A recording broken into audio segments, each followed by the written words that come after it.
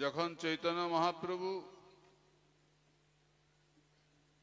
আসবেন তখন বাংলার অবস্থা খুবই সংকটজনক অবস্থা। মানুষ খুব ভীত সন্ত্রস্ত, প্রহর গণনা করে চলে। মানুষের মুখে প্রতিবাদের ভাষাটা পর্যন্ত হারিয়ে গিয়েছিল। প্রতিরোধ তো দূরের কথা, সবসময় একটা ভয়,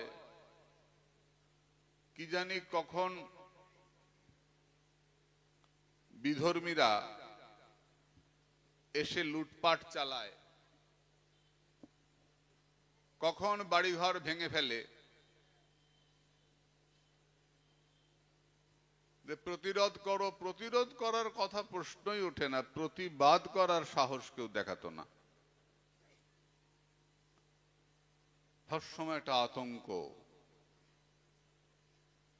জোর করে তরোয়াল দেখিয়ে হত্যা করে ফেলবো এই ভয় দেখিয়ে জমি বাড়ি লুট করে নেওয়া হতো। এটা ইতিহাস, গল্প নয়। ভয়ঙ্কর অবস্থা, বিশেষ করে বাংলাদেশের পশ্চিমবঙ্গ, এখন পশ্চিমবঙ্গ পূর্ববঙ্গ আলাদা হয়েছে, তখন বঙ্গভূমি। ভগবানের আবির্ভাবের সময় এলো। यदा यदा हि धर्मस्य ग्लानिर्भवति भारत अभ्युत्थानम् अधर्मस्य तदात्मानं सृजाम्यहम् परित्राणाय साधूनां विनाशाय च दुष्कृतं धर्म संस्थापनार्थाय संभवामि जुगे जुगे। साधुरे करिते त्राण पाप नाशिबारे, धर्मेर करिते स्थिति आशिबारे बारे। পাপকে নাশ করবার জন্য, দুষ্কৃতীদের বিনাশ করবার জন্য ভগবান আসেন।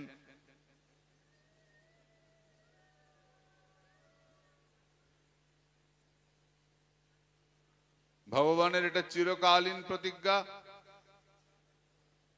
তাই অবতার অসংখ্যা, অসংখ্য অবতার,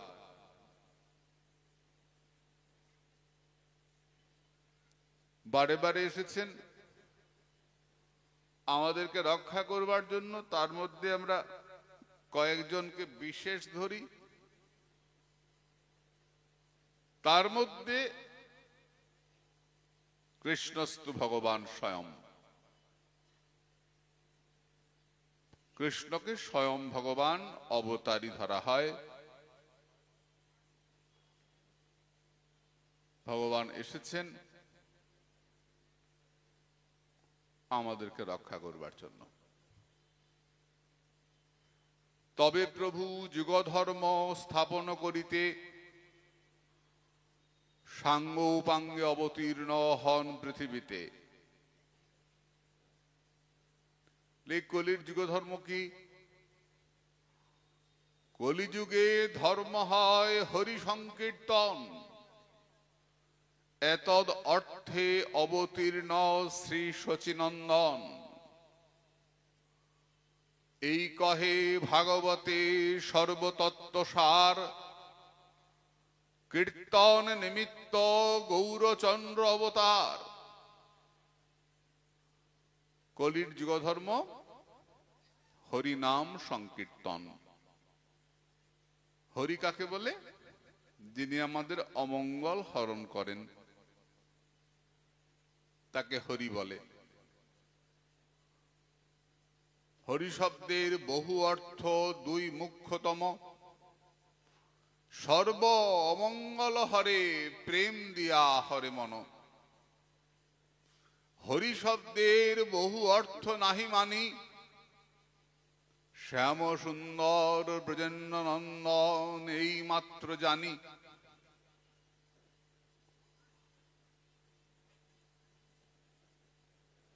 সংকীর্তন কাকে বলে?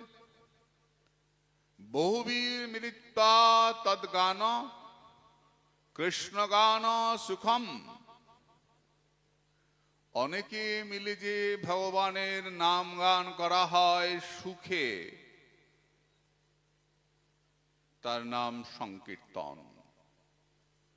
সম্যক প্রকারে খোল করতাল সহযোগে উচ্চস্বরে যে কীর্তন করা হয়, সুর করে যে কীর্তন করা হয়, তার নাম সংকীর্তন।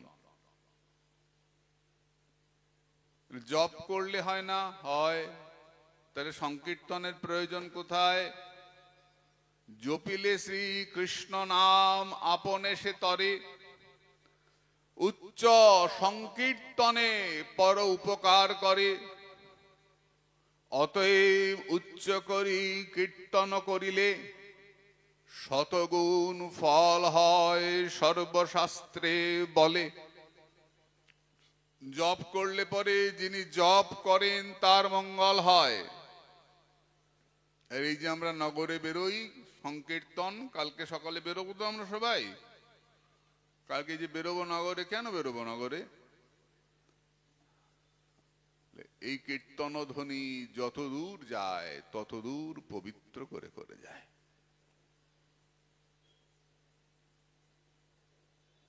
এই নাম পাহাড়ে, পর্বতে, গাছে, লতায়, পাতায়, যেখানে নামের ধ্বনি প্রবেশ করে পবিত্র হয়ে যায়। এই নামই মুক্তি দেয়। বলে গাছপালা, লতা পাতা এরা, বলে হ্যাঁ, এরাও পবিত্র হয়। কই, আমি তো পবিত্র হই না। আমি তো যা ছিলাম তাই আছি। আমার মনে তো টাকার চিন্তা ছাড়া অন্য চিন্তা আসে না।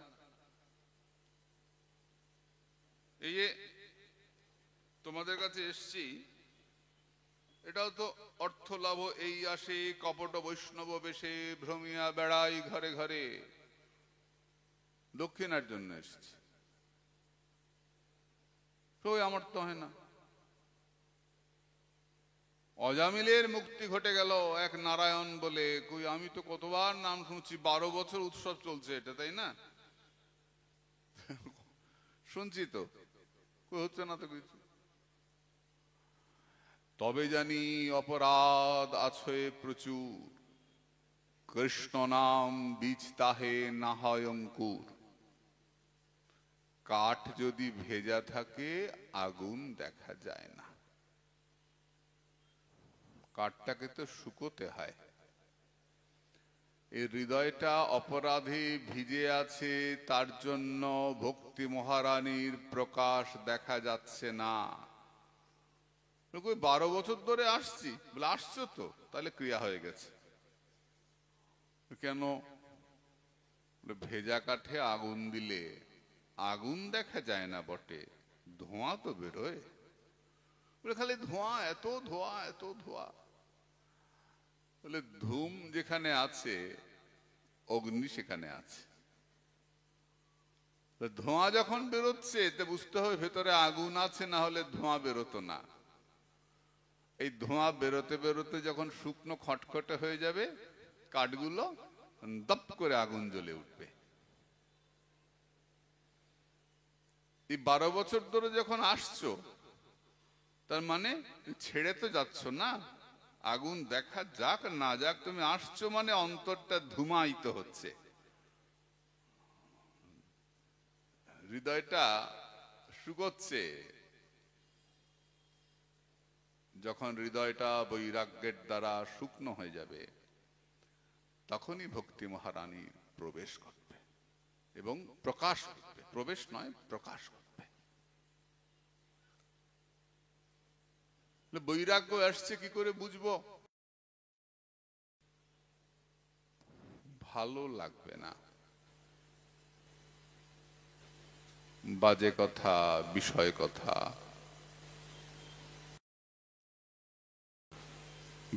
রাগ বিগত হইয়াছে ভালোবাসা সংসারের প্রতি। রাগ বিশেষ হইয়াছে ভালোবাসা গৌর গোবিন্দের প্রতি।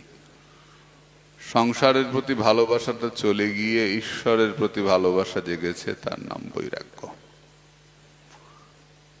যা দেখতে পাচ্ছি সব মিথ্যা, এই অবস্থা যখন আমার এসে যাবে, তার নাম বৈরাগ্য। ভালো লাগে না। আমার ভালো লাগে কারণ আমি বিষয়ের প্রতি আসক্ত। সংসার বিষানলে সংসার দুঃখ জলধৌ পতিতস্য কাম ক্রোধাদি নক্রম করৈ কবলীকৃতস্য। হাঙর তিমি কাম ক্রোধ ছয় জনে লয়ে ফিরে নানা স্থানে বিষয় বুঞ্জায় নানা মতে।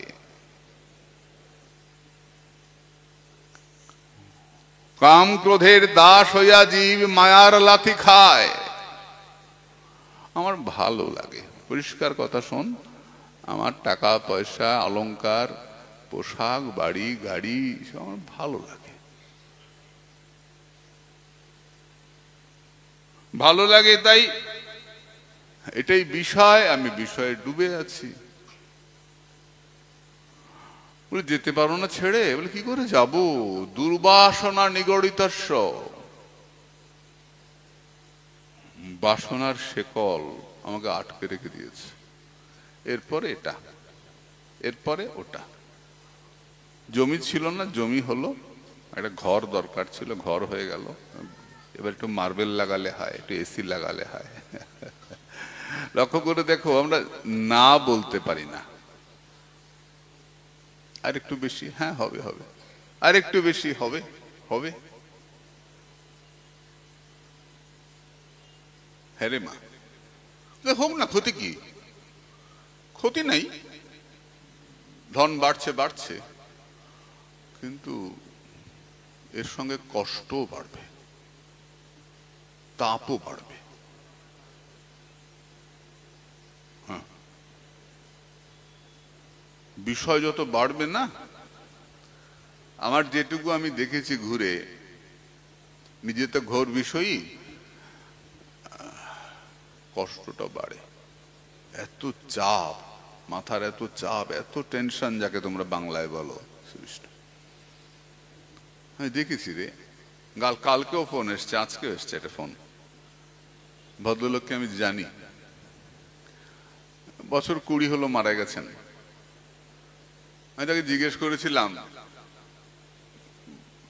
সুস্থ অবস্থায়, ভক্ত লোক, আমি জিজ্ঞেস করেছিলাম, বাবা আপনার দৈনিক আয় কত? বলেছিলেন সব খরচ বাদ দিয়ে দৈনিক 2.5 লক্ষ টাকা থাকে। বোঝ কিরকম গরিব। দৈনিক 2.5 লক্ষ টাকা, ধর আজ থেকে 25 বছর আগের কথা বলছি।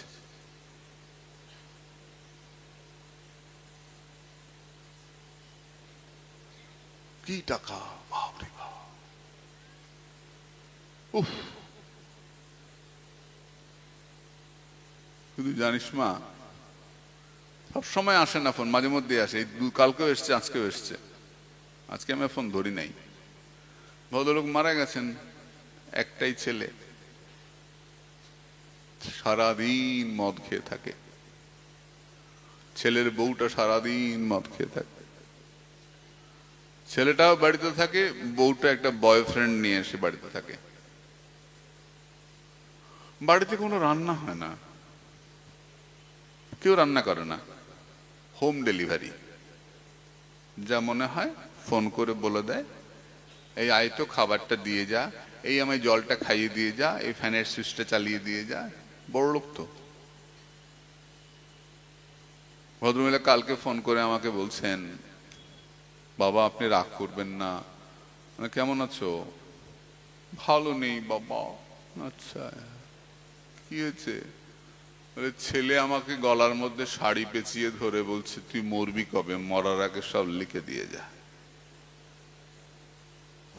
আমি কি করব? হ্যাঁ, মনে মনে বলে আমি কি করব? দেখেছিস, যেই ছেলে গলা পেঁচিয়ে ধরেছে আমাকে ফোন করেছে। যদি 5 কোটি টাকা ছেলে প্রণাম করে দিত, আমায় ফোন করে বলতো যে বাবা আপনার ছেলে না 5 কোটি টাকা প্রণাম করে দিয়েছে আমাকে, বলতো না? যে গলা পেঁচিয়ে ধরেছে,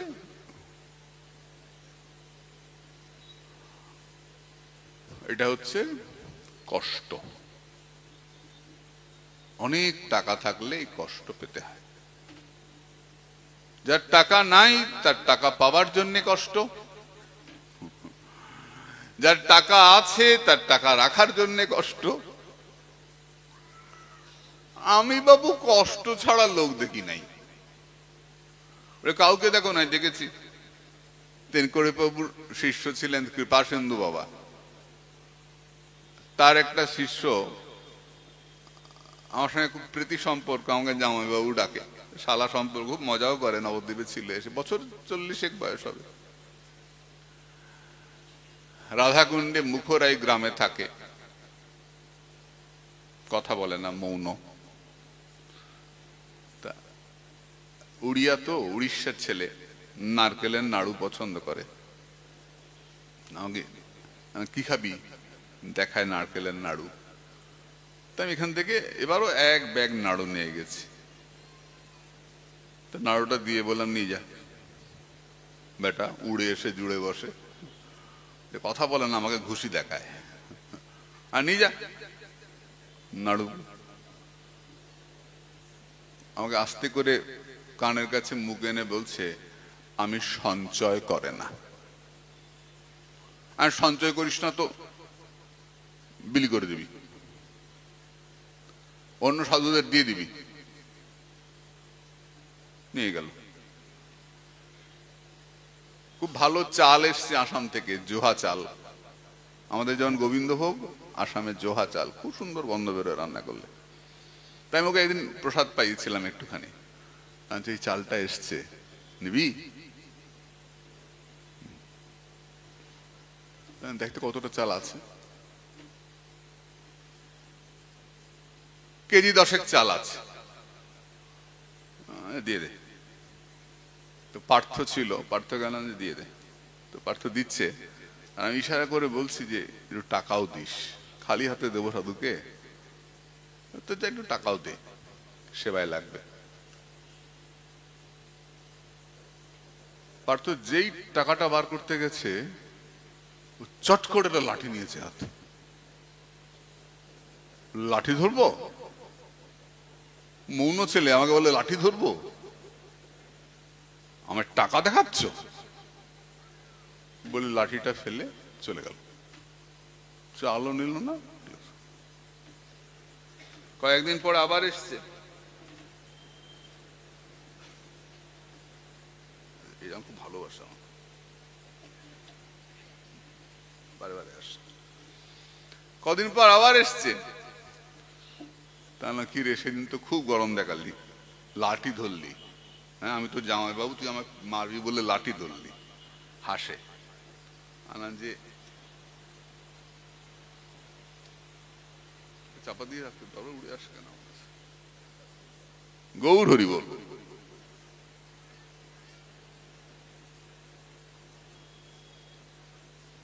চালটা নিয়ে গেল, যে লোককে দিয়ে দিস, তুই মনে করিস না রাখবি, লোককে দিয়ে দিস। নিজের হাতে নিল না, আমি আরেকটা ছেলেকে দিয়ে মুখরাই গ্রামে দিয়ে আসলাম, দিয়ে গেছে। আমি চেষ্টা করি কি করে লোকের কাছ থেকে চাল আদায় করব। এর জন্য চাল দে, তার জন্য চাল দে, নিত্য সেবার চাল দে, ঠাকুর সেবার চাল দে, হ্যাঁ করি তো। আর আমার মতোই আরেকটা বাচ্চা, আমার থেকে বয়সে অনেক ছোট, আমাকে বলে আমি সঞ্চয় করি না।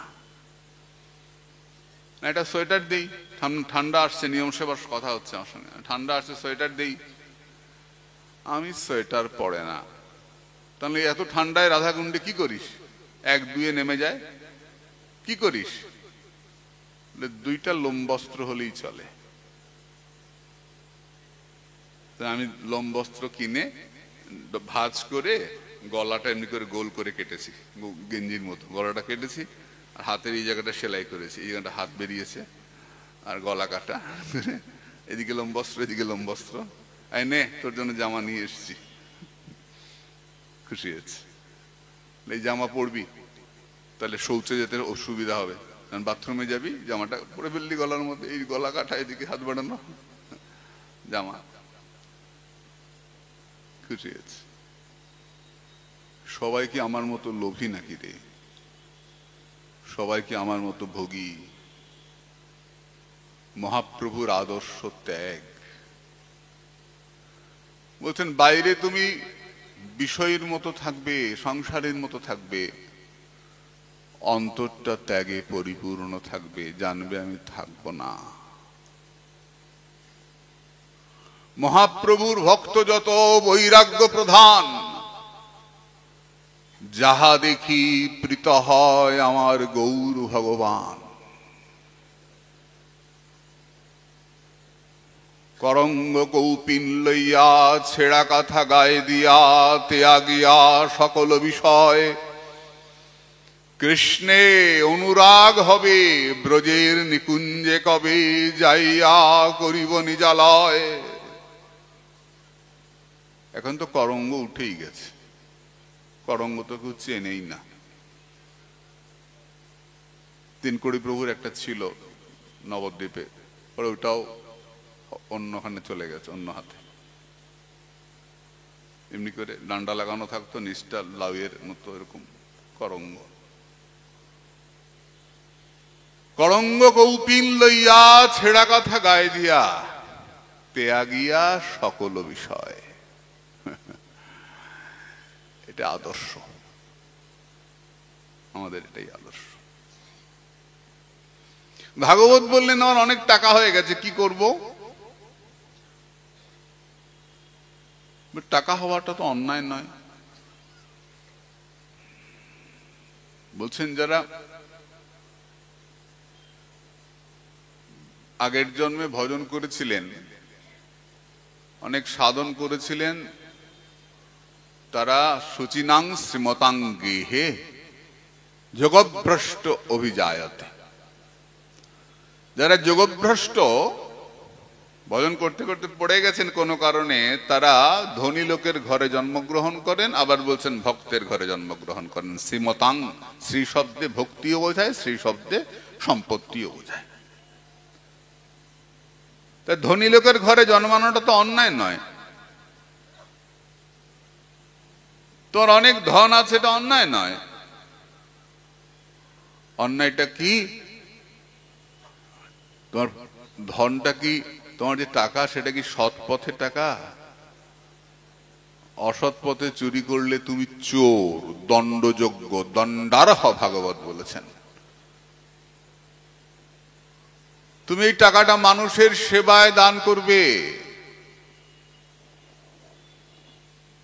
তোমার ঘরের মেঝের মধ্যে কোটি কোটি টাকা উপুড় করে পাওয়া গেল, তুমি পাপী লোক,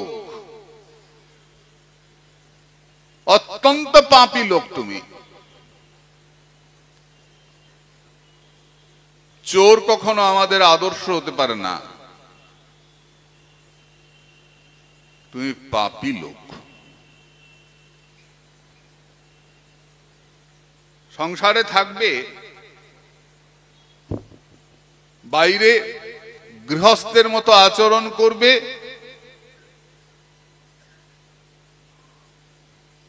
অন্তরটা থাকবে বৈরাগ্যময়।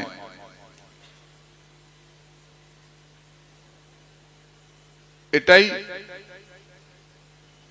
আমাদের আদর্শ, এটাই আমাদের ধর্ম। আমরা কালকে আলোচনা করছিলাম, ইতি দাপর উর্বিশ স্তুবন্তি জগদীশ্বরম নানাতন্ত্র বিধানেন কলাবপি তথা শৃণু।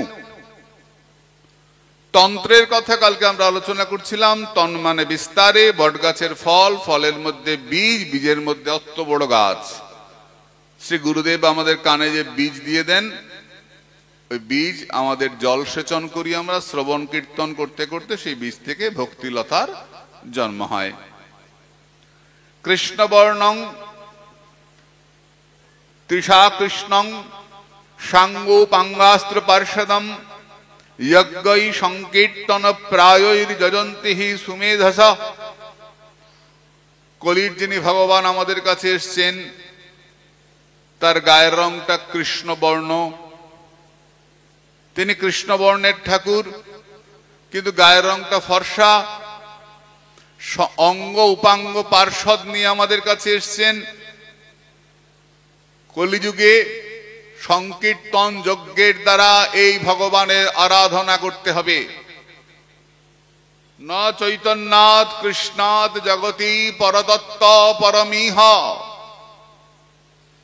কলির ভগবান কিরকম বাবা? ভগবান কালো, কিন্তু গায়ের রংটা ফর্সা। বলে দারুণ একটা ধাঁধা বললে তো। ভগবান কালো, গায়ের রংটা ফর্সা, কিন্তু দারুণ ধাঁধা বললে তো। কৃষ্ণ ইন্দ্রনীলমণিবৎ উজ্জ্বলম ইত্যর্থ। অর্থ করলেন ভগবান কালো, গায়ের রংটা ফর্সা। কিরকম জানো? সমাজবাড়িতে কেদার পণ্ডিতজি তার ব্যাখ্যা করতে বলছিলেন যে একটা ছেলে বিয়ে বাড়িতে যাবে, খুব তাড়াতাড়ি গাড়ি ছেড়ে দিচ্ছে। তো ছেলেটা গিয়ে দেখে যে তার একটাই জামা রয়েছে, কালো রঙের একটা জামা, ইস্তারি করা, আর সব কুচকানো। হয় না এর সময় যারগুলো আছে জামা ইস্ত্রি করা নাই। তো তাড়াতাড়ি করে কালো জামাটা পরে গাড়িতে উঠতে যাচ্ছে। তো বন্ধুরা বলছে, হেই কি কালো জামা পরে উঠছিস? বলে কি করবো, আমার একটা ইস্ত্রি করা আছে। তো একটা বন্ধু বলছে যে আরে আমার তো সাদা জামা আছে একটা, নে পড়। তো গাড়ি ছেড়ে দিচ্ছে, ও তাড়াতাড়ি করে কালো জামার উপরে সাদা জামাটা পড়েছে। জামা খোলার সময় নেই, ওই কালোর উপরেই সাদাটা পড়েছে, পড়ে গাড়ি তো ছেড়ে দিয়েছে। এবার বন্ধু বান্ধব তো দেখতে পাচ্ছে কি সাদা জামার নিচ দিয়ে কালো জামাটা দেখা যাচ্ছে। এই জামাটা গুজে নে রে, এই কালো দেখা যাচ্ছে, এই আছে। ও যত বলে এই কিছু বলিস না তোরা, বন্ধু বান্ধব তো পেছনে লাগে, এই দেখা যাচ্ছে, এই কলার দেখা যাচ্ছে। এই করতে করতে পুরো বাস জেনে গেল। যখন বিয়ে বাড়িতে গিয়ে নামলো বরযাত্রী হয়ে, তখন ওখানে কানাকানি হাসাহাসি ফিসফিসানি করতে করতে বিয়ে বাড়ির লোকও সব জেনে গেল। কি জানলো? যে কালো জামাটাই ওর আসল জামা, সাদা জামাটা ধার করে পড়েছে, ওটা নিজের জামা নয়। বলে কারা প্রথম শুরু করলো বলা? বলে যারা খুব কাছের বন্ধু জানে ব্যাপারটা বলে দিল, তাই না? তাই সখী কে বলে গৌরাঙ্গ ভালো, বাহিরে তাহার গৌরবরণ, ভেতরে শুধুই কালো। তোমরা যে গৌরহরিকে দেখছো, দেখো মিষ্টি মিষ্টি দাঁড়িয়ে দাঁড়িয়ে হাসছেন, ফর্সা রং, টুকটুকে মিষ্টি হাসি। জিজ্ঞেস করে দেখো ওই বাইরের জামাটা, ফর্সা রংটা নিজের রং নয়, ধার করে ফর্সা হয়েছে। নিজের রংটা কালো, ধার করে ফর্সা হয়েছে। কৃষ্ণ বর্ণং, কালো ঠাকুর। এবার তিসা কৃষ্ণং, এবার ফর্সা রং হয়ে এসছে, তিসক কৃষ্ণ। এটা কি করে হলো? বৃন্দাবনে যুদ্ধ লেগেছে, তুমুল যুদ্ধ। কালো রঙে আর ফর্সা রঙে যুদ্ধ লেগেছে। এইমাত্র কালো রং বৃন্দাবনকে কালো করে দিচ্ছে, পর মুহূর্তে স্বর্ণবর্ণের রং বৃন্দাবনকে সোনালী করে দিচ্ছে। এই কালো রং ঢেকে দিচ্ছে বৃন্দাবন, সব কালো হয়ে যাচ্ছে, পর মুহূর্তেই স্বর্ণবর্ণ বৃন্দাবনকে সোনার রং করে দিচ্ছে। যুদ্ধ চলতে লাগলো, তুমুল যুদ্ধ। যুদ্ধে হারলো কে? বলে যার হারা স্বভাব। ভাগবতে কোথাও যে যেতে নাই। কোথাও দেখেছো ভাগবতে? ধ্রুব চরিত্র, প্রহ্লাদ চরিত্র থেকে আরম্ভ করে একেবারে রাস পর্যন্ত, গলায় কাপড় দিয়ে বলা পর্যন্ত কোথাও দিতেছে একবারও? বারে বারেই আসে, বারে বারেই হারে। হারাই যার স্বভাব, ধ্রুবের কাছে এসে বলে তুমি কিছু নাও, ধ্রুব বলে লাগবে না, ফেরত যাও।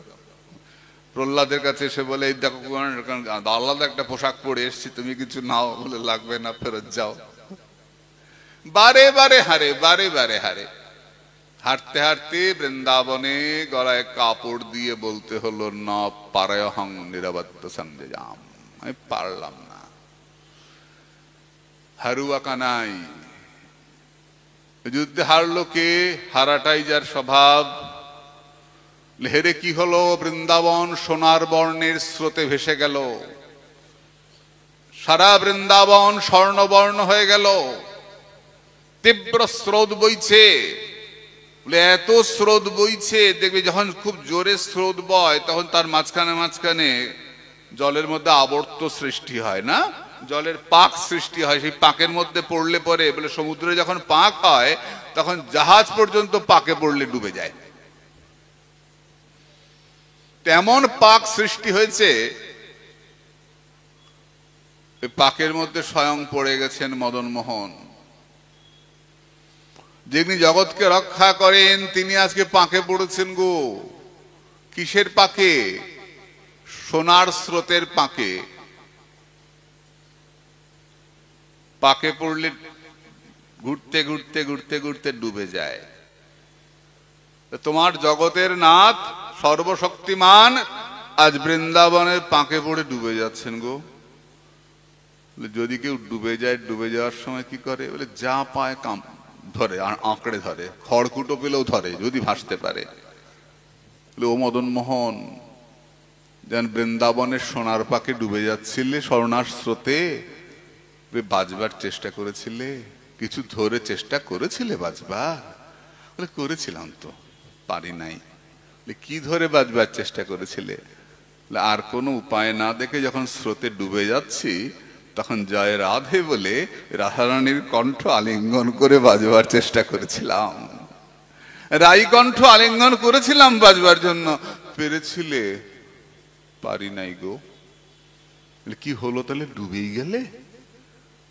ডুবে গেলাম, ভাসো নাই? ভেসেছি, বৃন্দাবনে আর কোনোদিন ভাসি নাই। বলে কোথায় ভাসলে? বলে বৃন্দাবনে ডুবলাম আর ভাসলাম গিয়ে শ্রীধাম নবদ্বীপে শচীরঙ্গনে গিয়ে ভেসে উঠলাম। বলে কি দেখলে? শচীরঙ্গনে ভেসে তুমি কি দেখলে? তুমি সে কালোই রয়েছ? বলে না না, এতক্ষণ সোনার স্রোতে ডুবেছিলাম তো, ওই স্রোতে ডুবে থাকতে থাকতে দেখি কালো বরংটা ঢাকা পড়ে গেছে, ওখানে গিয়ে আমি গৌরবরণ হয়ে গেছি, তপ্তবর্ণ হয়ে গেছি, কেউ আমাকে চিনতে পারছে না, সবাই আমাকে গৌর গৌর বলে ডাকছে। বলে তাহলে সবাই জানলো কি করে? বলে ওই সঙ্গে যারা বন্ধুরা ছিল তারা বলে দিল নৌমি কৃষ্ণ স্বরূপম, তোমরা যাকে বলো গৌর আমরা তাকে কৃষ্ণ বলে জানি। রাধা কৃষ্ণ এক আত্মা দুই দেহ ধরি, অন্যান্য বিলাসে রস আস্বাদন করি, সেই দুই একেবে চৈতন্য গোসাই রস আস্বাদিতে দোহে হইলা একঠাই। মানে গতকাল পর্যন্ত দেখেছি বৈদিক ধারা আর তান্ত্রিক ধারা। বৈদিক ধারা তারা বলেন পুরুষ শ্রেষ্ঠ, তান্ত্রিক ধারা বলেন শক্তি শ্রেষ্ঠ। সুখে বলে আমার কৃষ্ণ মদন মোহন, সারি বলে আমার রাধা বামে যতক্ষণ। সুখে বলে আমার কৃষ্ণ গিরি ধরেছিল, সারি বলে আমার রাধা শক্তি সঞ্চারিল। দেখো পরস্পর একটা প্রতিযোগিতা। সুখে বলে আমার কৃষ্ণের চূড়া বামে হেলে, সারি বলে আমার রাধার চরণ পাবে বলে। তা সবসময় একটা দুজনের মধ্যে একটা প্রতিযোগিতা। দাপর যুগ পর্যন্ত আমরা এই প্রতিযোগিতা দেখলাম, এই কলিযুগে দেখলাম আর প্রতিযোগিতা নাই। কেন না শক্তি আর শক্তিমান মিলে তৈরি হয়েছেন আমার চৈতন্য মহাপ্রভু। এক দেহতেই শক্তি এবং শক্তিমানের অদ্ভুত প্রকাশ। এই গৌর লীলাতে এসে শক্তি শক্তিমানের এই বৈদিক ধারা আর তান্ত্রিক ধারা একসঙ্গে এসে মিলে গেল এই বিপ্লম্ভ গৌর বিগ্রহে। তাই বললেন ইন্দ্র নীলমণিবৎ উজ্জ্বলম ইত্যর্থ। ইন্দ্র নীলমণি বলে একটা মণি আছে, যে মণিটার রংটা নীল, কিন্তু যদি মণিটাকে তুমি স্বর্ণবর্ণের কাগজে রাখো, সোনালী কাগজের মধ্যে রাখো, ওই মণিটা সোনালী হয়ে যায়। হলুদ রঙের ফুলের পাশে রাখো, মণিটা হলুদ হয়ে যায়। শ্রী গোবিন্দের অঙ্গ কিরকম? ইন্দ্র নীলমণি। কিন্তু স্বভাবটা কিরকম, রাধারানীর সঙ্গে থাকলেই সে রাধা বর্ণ হয়ে যায়, আর নিজের বর্ণ রাখতে পারে না। তাই দেখবে অনেক মঠে রাধারানীও সাদা, কৃষ্ণও সাদা। কেন? রাধারানীর সঙ্গে থাকতে থাকতে ফর্সা হয়ে গেছে, তাই তো। তাই যজ্ঞৈ সংকীর্তন প্রায়ৈর যজন্তি হি সুমেধসা, এই কলিযুগে সেই ঠাকুরের, যিনি কালো ঠাকুর ফর্সা হয়েছেন, যিনি আমাদের কৃষ্ণ এই দুইটা বর্ণ শেখাতে এসেছেন, যে বর্ণের প্রভাব, এত প্রভাব, তিনি বলে গেছেন পৃথিবীতে আছে যত নগরাদি গ্রাম, সর্বত্র প্রচারিত হইবে মোর নাম। সারা পৃথিবীতে আজকে মানুষ, কোটি কোটি মানুষ, একটা দুইটা নয়, কোটি কোটি মানুষ আজকে হিন্দু ধর্ম গ্রহণ করছে, সনাতন ধর্ম গ্রহণ করছে। আজকে যারা আমাদের 200 বছর শাসন করেছিল, সেই ব্রিটিশের প্রধানমন্ত্রী গর্ব করে বলছেন, আমি গর্ব করে বলছি আমি হিন্দু। কত গৌরব! আমি হিন্দু বলে গর্ববোধ করি, যেটা বলেছিলেন স্বামী বিবেকানন্দ। আজকে ব্রিটিশ প্রধানমন্ত্রী বলছেন আমি হিন্দু বলে গর্ববোধ করি, আমি একজন গর্বিত হিন্দু। সারা পৃথিবীতে আজকে কোন তরোয়াল দিয়ে নয়, বন্দুক দেখিয়ে নয়, ভিটে মাটি কেড়ে নেব, হত্যা করব, বর্বরতা করে নয়, নৃশংসতা করে নয়, আজকে প্রাণের টানে চৈতন্য মহাপ্রভুর হাজার হাজার সঙ্গে লোক জিজ্ঞাসা করলেন কে যায়। সঙ্গের হিন্দু কর্মচারী ভাবলো এই রে, নবাব আবার খেপে যাবে না তো, কারণ হোসেন শাহ পুরীতে, ওড়িশায় বহু হিন্দু মন্দির ভেঙে দিয়েছিলেন, এটা ইতিহাস। তো বহু হিন্দু মন্দির যিনি ভেঙেছেন, সেই নবাব আবার খেপে যাবেন না তো। রাজকর্মচারী ব্যাপারটাকে হালকা করার জন্য বললো কোন ফকির টকির জুটেছে, সঙ্গে ছেলেপুলে জুটেছে, নবাব কোন ফকির হবে? নবাবের মন গলে গেছে গৌরকে দেখে। নবাব বলে উঠলেন, বিনিমূলে লক্ষ লোক যার পাছে ধায়, সেই তো গোসাই ইহা জানিহ নিশ্চয় ঈশ্বর। কিচ্ছু বলে না, শুধু হাত তুলে নেচে যায়, পেছনে লক্ষ লক্ষ লোক ছুটে যায়। সে সামান্য ফকির নয় কর্মচারী, সে সাক্ষাৎ ঈশ্বর। যাও, আমার রাজ্যে সে যেন নিশ্চিন্তে তার নামের প্রচার করতে পারে, এই বার্তা ঘোষণা করে দাও। এই সংকীর্তনের দ্বারা যিনি এমনি করে নবাবের মন জয় করেছিলেন, তিনি চৈতন্য মহাপ্রভু। এই সংকীর্তনের দ্বারা যিনি পথি উদ্ধার করেছিলেন, তিনি চৈতন্য মহাপ্রভু। আর কিচ্ছু করতে হবে না তোমাকে, খাইতে শুইতে নাম যথা তথা লয়, দেশ কাল নিয়ম নাই সর্বসিদ্ধি হয়। চৈতন্য মহাপ্রভু কি, চৈতন্য মহাপ্রভু কি, চৈতন্য মহাপ্রভু কি।